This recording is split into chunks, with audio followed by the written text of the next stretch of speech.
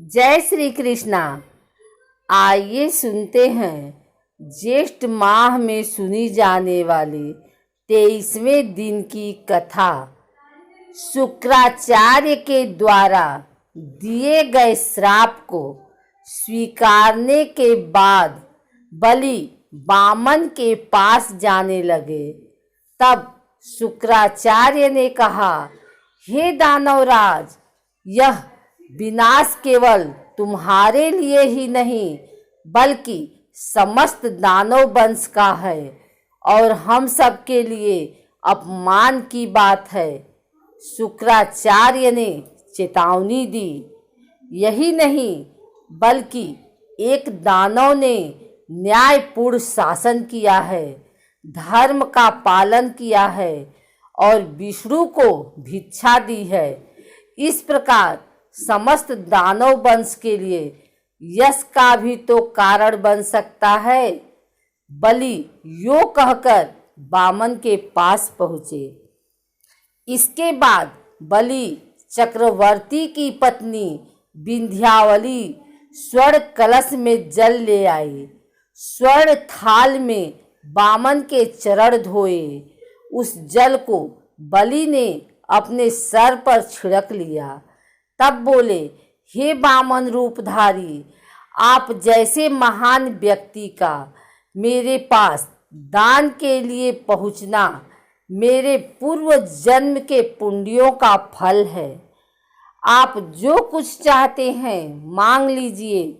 रत्न, स्वर्ण, महल, सुंदरियां, शस्य क्षेत्र, साम्राज्य, सर्वस्व, यहाँ तक कि मेरा शरीर भी आपके वास्ते प्रस्तुत है। महाबली, तुमने जो कुछ देना चाहा उनको लेकर मैं क्या करूँगा। मैं तो हिरण का चर्म बिछाए ब्रह्मनिष्ठा करना चाहता हूँ। इस वास्ते मेरे लिए 3 कदम की जगह पर्याप्त है। ये 3 कदम तुम्हारे दिग्गतों तक फैले साम्राज्य में अत्यंत अल्प मात्र है। फिर भी मेरे लिए यह तीनों लोकों के बराबर है। वामन ने कहा, वे 3 कदम ही ले लो। यो कहकर बलि ने अपने जल कलश के जल लुढ़काकर दान करना चाहा, पर उसमें से जल न निकला। शुक्राचार्य ने सूक्ष्म रूप में जल कलश की शून्य में छिपे रहकर जल को गिरने से रोक रखा था। इस पर वामन ने दाब का तिनका निकालकर जल कलश की सूंड में घुसेड़ दिया। शुक्राचार्य अपनी एक आँख खोकर काना बन गया। इस पर वह हट गया। तब जलधारा बलि चक्रवर्ती के हाथों से निकलकर वामन की अंजलि में गिर गई। दान विधि के समाप्त होते ही बलि चक्रवर्ती ने कहा, अब आप द्वारा अपने चरणों से मापकर 3 कदम जमीन प्राप्त करना ही शेष रह गया है। वामन ने झट इधर उधर घूमकर विश्व रूप धारण किया। लंबे चौड़े एवं ऊंचाई के साथ नीचे, मध्य व ऊपर माने जाने वाले तीनों लोकों पर व्याप्त हो गए। एक डग से उन्होंने सारी पृथ्वी को माप लिया। त्रिविक्रम विष्णु के चरण की छाया में सारे भूतल पर पल भर के लिए गहन अंधकार छा गया। इसके बाद आकाश को माप लिया। उस वक्त सूर्य, चंद्र, नक्षत्र मंडल आदि उनके चरण से चिपके हुए रेणुओं की भांति दिखाई दिए।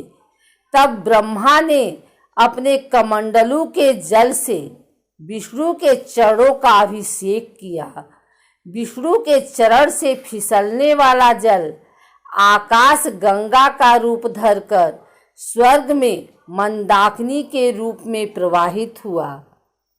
वामन रूपी त्रिविक्रम ने बलि से पूछा, हे बलि, चक्रवर्ती, बताओ मैं तीसरा कदम कहाँ रखूं?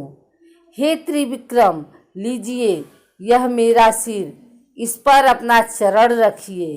यो कहकर बलि चक्रवर्ती ने अपना सर झुका लिया। इस पर विष्णु ने अपने विश्व रूप को वापस ले लिया।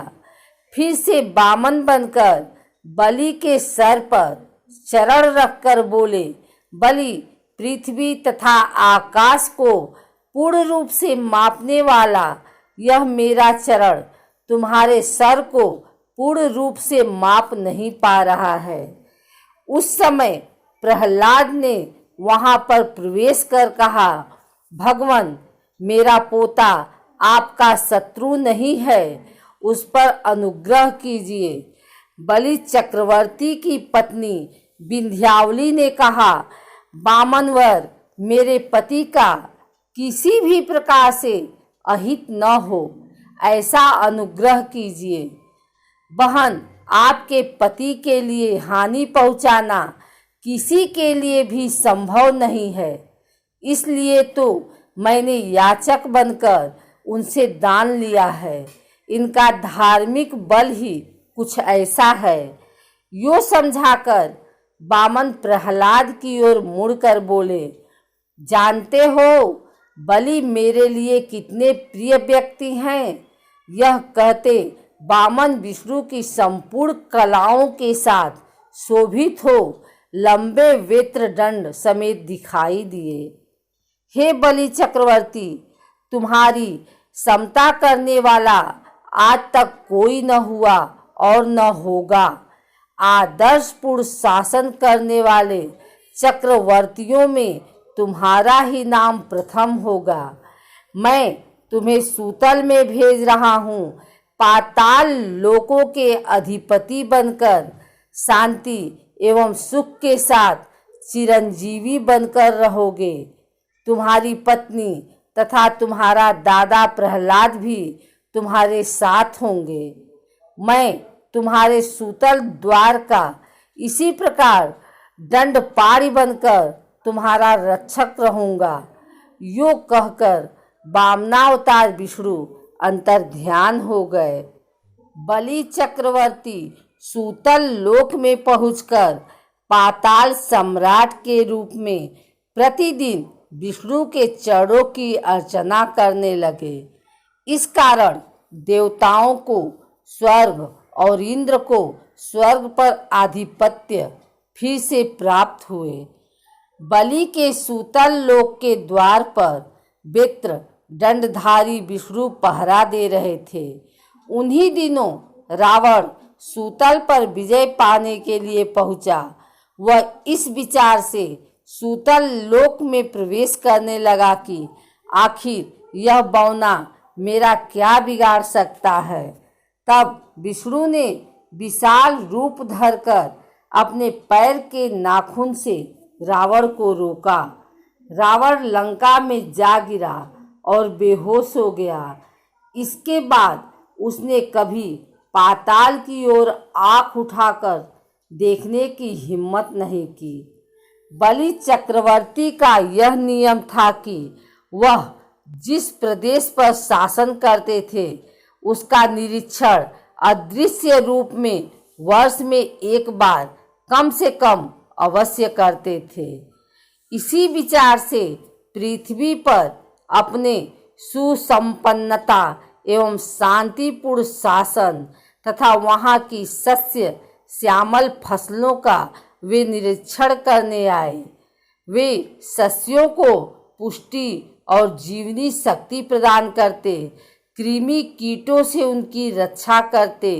उनके स्वागत के रूप में दीपावली पर्व मनाया जाता। दूसरे दिन बलि प्रथम के रूप में उनकी पूजा की जाती।